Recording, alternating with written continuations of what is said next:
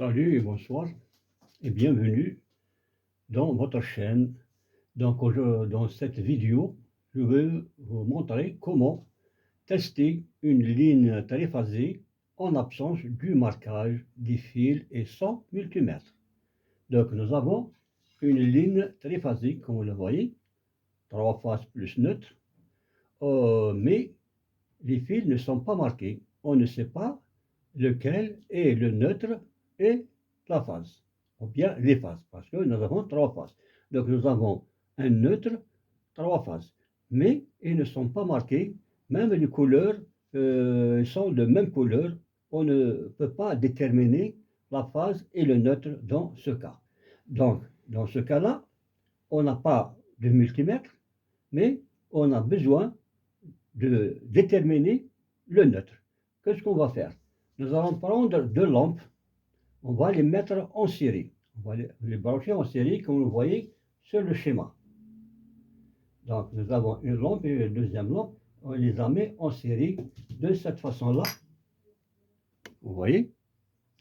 Hein? Il y a un fil qui relie les 2 lampes, plus les 2 fils d'alimentation. Voilà. Ces 2 lampes-là, elles sont en série. Voilà.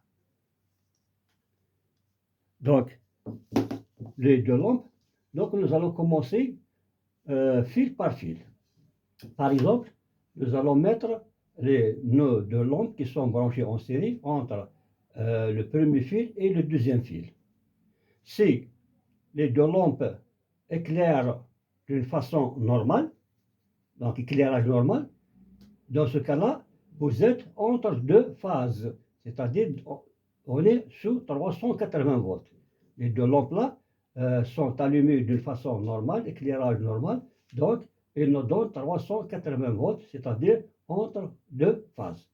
Si on va monter ce fil-là à troisième fil, il va nous donner par exemple la même façon.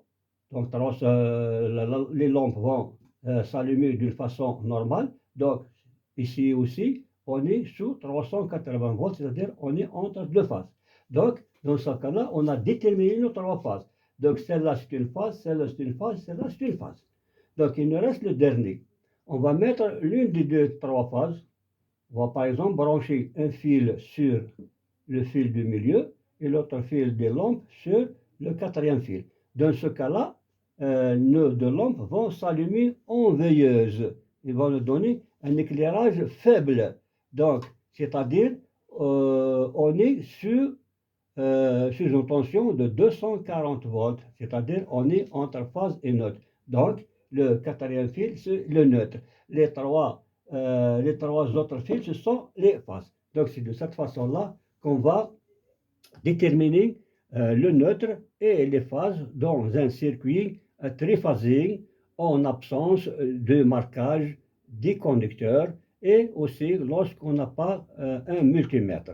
Donc, tout de suite, je vais vous montrer comment tester une ligne monophasique avec 2 lampes en série. Malheureusement, désolé, on ne peut pas mesurer sur une ligne triphasée parce que je n'ai pas de ligne triphasée à la maison, j'ai qu'une ligne monophasique, une ligne domestique. Donc, on va juste vous montrer comment les 2 lampes-là vont s'allumer lorsqu'il s'agit d'une phase et d'un neutre.